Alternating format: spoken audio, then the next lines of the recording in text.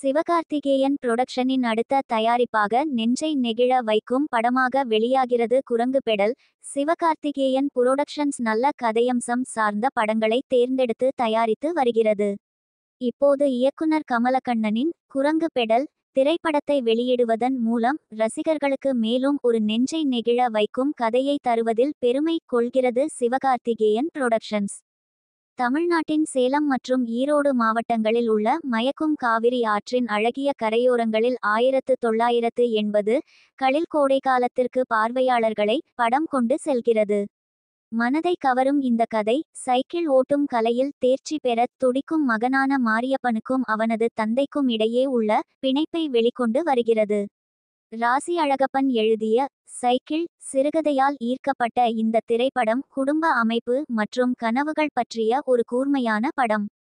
இயக்குனர் கமலக்கண்ணன் படம் உருவாக்குவதில் தனது புதுமையான அணுகுமுறை மற்றும் தனித்துவமான பாணிக்காக பலருடைய பாராட்டுகளை பெற்றுள்ளார். இதற்கு முன்பு அவர் இயக்கிய மதுபானக்கடை, வட்டம் போன்ற படங்கள் மதிப்புமிக்க பல விருதுகளை பெற்றிருக்கிறது. அதுமட்டுமில்லாமல் தமிழ்நாடு முற்போக்கு எழுத்தாளர் சங்கத்தின் சிறந்த தயாரிப்பாளர் என்ற பட்டத்தை பெற்றார்.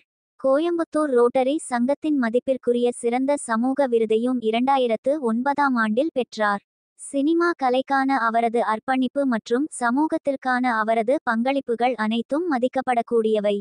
இசையமைப்பாளர் ஜிப்ரான் தனது ஆத்மார்த்தமான மெல்லிசை மற்றும் மயக்கும் பின்னணி இசைக்காக பாராட்டுகளை பெறுவார்.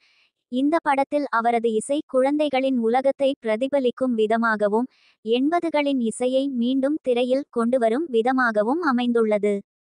15 ஆண்டுகளுக்கும் மேலான அனுபவம் கொண்ட புகழ்பெற்ற குழந்தைகள் நிபுணர் நந்தகுமார் இந்த இளம் திறமையாளர்களுக்கு 45 நாட்கள் நடிப்பு பயிற்சி அளித்துள்ளார்.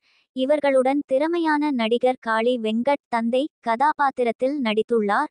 நக்கலைட்ஸ் பிரசன்னா பாலச்சந்தர் மற்றும் ஜென்சன் திவாகர் ஆகியோர் இந்த படத்தில் முக்கிய கதாபாத்திரங்களில் நடித்துள்ளனர். 2024ஆம் ஆண்டின் அதிசயம் என்று பல துறை வல்லுநர்கள் கணிக்கும் இந்த படத்தை சிவகார்த்திகேயனும் கலை அரசனும் இணைந்து தயாரித்துள்ளனர்.